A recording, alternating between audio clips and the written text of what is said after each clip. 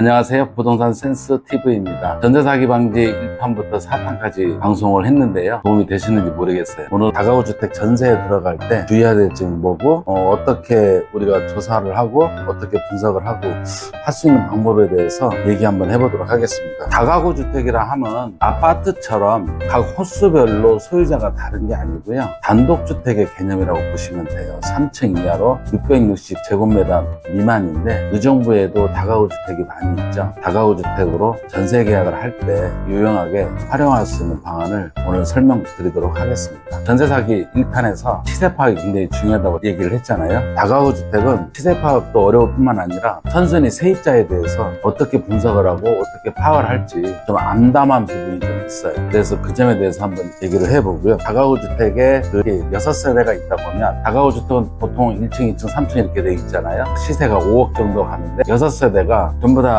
보증금을 1억씩 들어갔으면은 일단은 시세를 초과하는 6억이 돼버리잖아요. 이랬을 경우에 이런 경우도 있어요. 실제로는 전세가 1억씩 들어가 있어서 보증금이 6억인데 임대인이 보증금 1,000만 원에 월세 50만 원씩 이렇게 받아서 실질적으로는 보증금이 6천밖에 안 된다. 이렇게 얘기할 수 있어요. 그런데 계약을 할 때 공인중개사가 다가구 주택에 대해서 보증금이 얼마인지 확인할 수 있는 방법이 없어요. 법상으로. 확정일자를 받는 거는 중개사가 대신 대리로 가능한데 임대차 보증금이라든가 얼마인지 임대차 내역을 정보 제공을 받을 수가 없어요. 그것 때문에 수년 동안 주민센터에 가서 많이 확인을 해보고 요청을 하고 해도 공인중개사한테는 그 권한을 부여하지 않아요.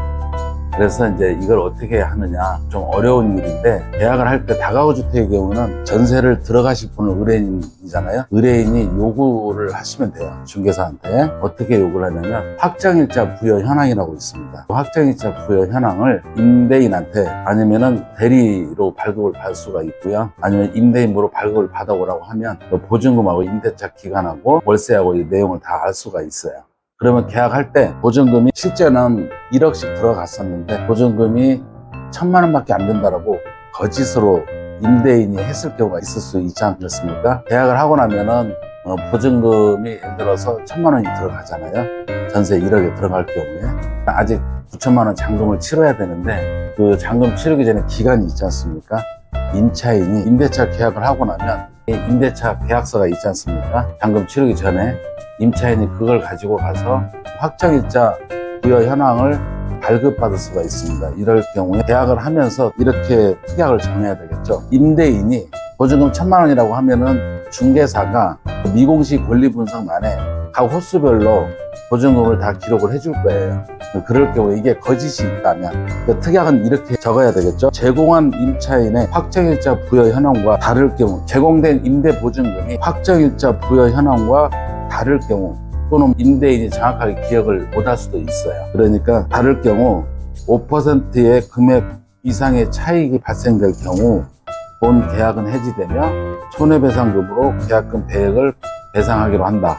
이렇게 특약을 달아놓으면 계약서를 작성하고 난 다음에 임차인이 직접 발급받아서 확인해 볼 수가 있겠죠. 직접 발급받아서 확인해 본 다음에 그 금액이 상당히 차이가 발생이 된다 하면 계약을 해지하고 그 집에 들어가면 안 되겠죠. 매입배상 받고 계약을 해지를 해야 되겠죠. 이렇게 해서 내 재산은 내가 스스로 지키는 그런 결과를 가져올 수가 있습니다. 실무에서 임대인이 거짓말하는 경우가 많고요. 이렇게 특약까지 달게 되면 임대인은 바짝 긴장하고 거짓말을 하지 않을 겁니다. 법상으로는 중개사가 보증금을 확인할 수가 없기 때문에 이런 제도가 있고요. 앞으로 제도를 보완해서 공시권리 근저당 설정이나 등기부 등본이나 이런 데도 다 확인할 수가 있는데 미공시된 권리 있죠. 미공시된 권리는 임차 보증금이라든가 이런 내용들이거든요. 이런 내용들을 공인중개사가 확인할 수 없는 허점이 좀 많아요. 그래서 여러분들이 내 재산을, 내 보증금을 안전하게 지키려면 확정일자 부여 현황을 받아서 계약기간, 임차보증금, 임차인 누구,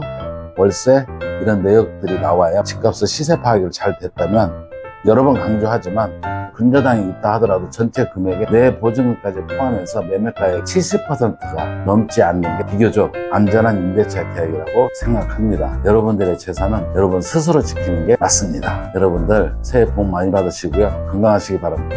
감사합니다.